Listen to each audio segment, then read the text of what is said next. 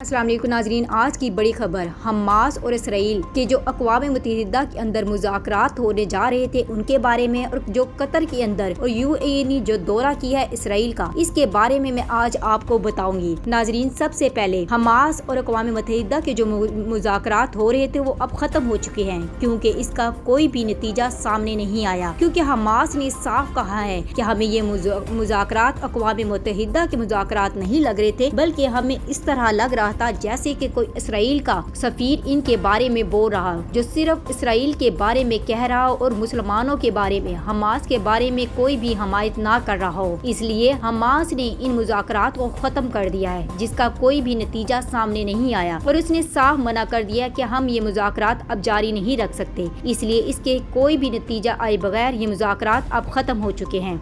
और ये मुज़ाकरात जो है वो मिस्र की मदद से हो रहे थे, क्योंकि मिस्र जो है इसका कोई ना कोई हल चाहता है। वो कह रहे थे कि जो मुसलमानों पर इतना ज्यादा फ़लस्तीनियों पर जुल्म हो रहा है, इसको खत्म किया जाए। इसलिए इसने सोचा कि इसका ये हल है। लेकिन इन मुज़ाकरात को देखते हुए जो अक़वाम मुत्तहिदा करवा रही थी, हमास को पता चल चुका है कि कोई भी मुसलमानों के साथ नहीं है, बल्कि ये तमाम के तमाम जो है वो इसराइलियों के साथ लग रहे थे। इसलिए हमास ने इन मुज़ाकरात को खत्म कर दिया है। और उनका कहना ये भी है कि इसमें सिर्फ हमसे शराइत मनवाई जा रही थी और इसराइल के बारे में कोई भी बात नहीं की जा रही थी, बल्कि हर शर्त जो है वो सिर्फ हम पर लागू हो रही थी, जबकि यहूदियों के बारे में एक भी बात इस मुज़ाकरात के अंदर नहीं रखी गई। तो हम किस तरह इन मुज़ाकरात को मान सकते हैं जिसमें मुसलमानों के बारे में कोई भी एक फायदे की बात ना हो, और तमाम के तमाम जो यहूदी हैं इनके बारे में हो, जिन्होंने जबकि मुसलमानों पर इतना जुल्म किया है, यहाँ तक कि मस्जिद अक्सा पर इन्होंने गंदा पानी तक छिड़का है। नाउज़ बिल्लाह, कितनी बड़ी बात है जो इन लोगों ने इस बात को भी मद्देनजर नहीं रखा, और वो सिर्फ और सिर्फ इसराइल की साइड ले रहे थे। इसलिए हम इन मुज़ाकरात को नहीं मानते। इसलिए अब अगर ये मुज़ाकरात नहीं मानेंगे तो नाज़रीन, आपके सामने साफ ये बात रखी है, इसके बाद हमास का प्लान यही है कि वो जंग करेगा। उसने साफ कहा है कि हम जंग कर सकते हैं, लेकिन हम इन मुज़ाकरात को नहीं मान सकते जिसमें सिर्फ इसराइल का फायदा हो। और दूसरी तरफ नाज़रीन, जो कतर है वो हमास की बहुत ज्यादा मदद करता था और हमेशा इसराइल में पैसे भिजवाता था। जो गजा के जितने भी सरकारी लोग मुलाजिम हैं उनकी पे दी जाती थी, और जितने भी बिजली घर थे उनको वो पैसे दिए जाते थे। लेकिन इसराइल ने इनकी ये पेमेंट भी खा ली है, यानी कि इनके पैसे भी हजम कर चुका है, और वो गजा के लोगों को ये नहीं देना चाहता है। और कतर के ये जो है तकरीबन $30 मिलियन की मदद करते थे, और इनके तकरीबन ये जो उन्होंने कहा था कि जितने फलस्तीनी तकरीबन 50 के करीब फलस्तीनी जो बेघर हो गए हैं, इनको घर बना कर दिए जाएं और इनकी मदद की जाए। लेकिन इसका कोई फायदा ना हुआ, क्योंकि इसराइल ने साफ अपनी जो है इनके सामने शर्त रख दी थी कि अगर ये हमारे हक में नहीं खड़े होते और मुसलमान हमारी साइड नहीं लेते और यहूदियों की हर बात को मानेंगे, तो हम इनकी ये मदद करने के लिए तैयार हैं, नहीं तो हम इनको ये मदद नहीं देंगे। और दूसरी तरफ उन्होंने कहा है कि हमास हमारे खिलाफ एक भी ड्रोन या हथियार इस्तेमाल नहीं करेगा तो हम इनकी फिर मदद करेंगे, तब हम ये कतर से आई हुई इमदाद इनको देंगे, नहीं तो अदरवाइज हम इनको कुछ भी नहीं देने वाले।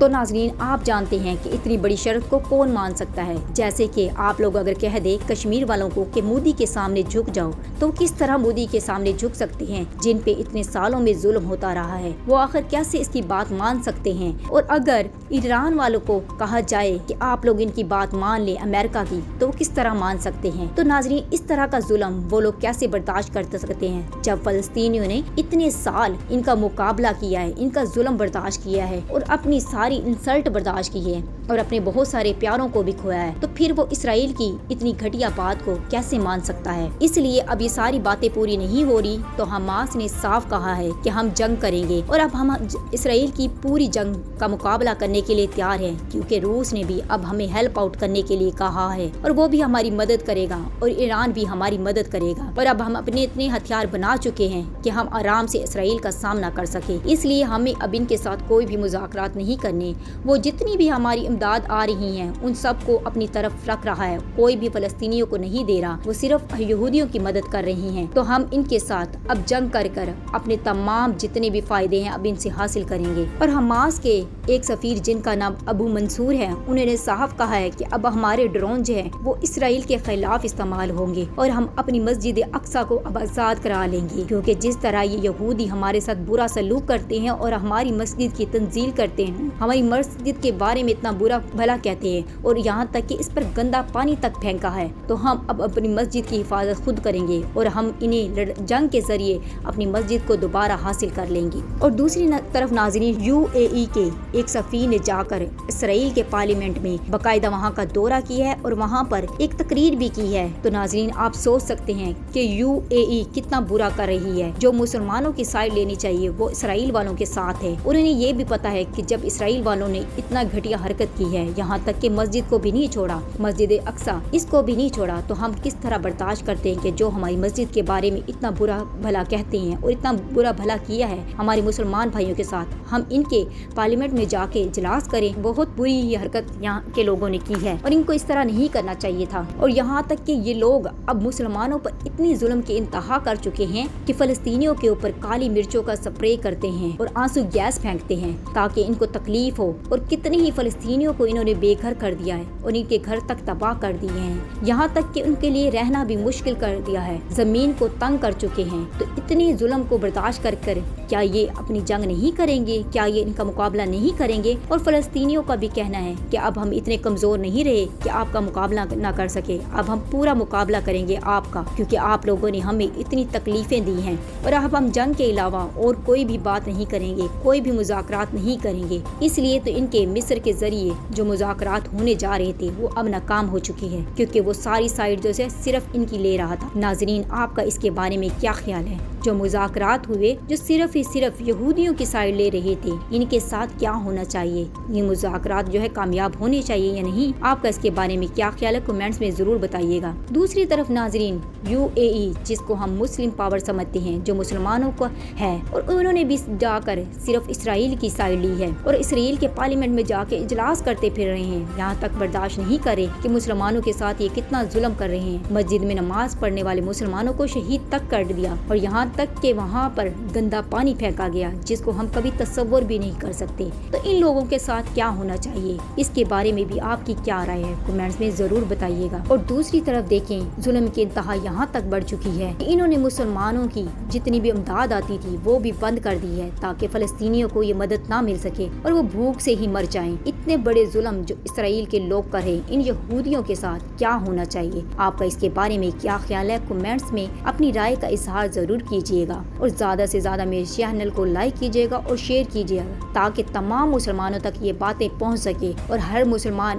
ان کی طرفداری اور ان کی مدد کرنے کے لیے تیار ہو جائیں، تاکہ ہر مسلمان جو سویا ہوا ہے اس کے بعد اٹھ جائے اور جاگ جائے اور ان کی مدد کو پہنچ جائیں، اور اللہ تعالیٰ خود بھی ان کی غیبی مدد کر دے، آمین۔ ناظرین آپ کا اس کے بارے میں کیا خیال ہے؟ کمنٹس میں رائے کا اظہار ضرور کیجیے گا، اور میرے چینل کو زیادہ سے زیادہ لائک کیجیے گا اور شیئر کیجیے گا۔ Thanks for watching.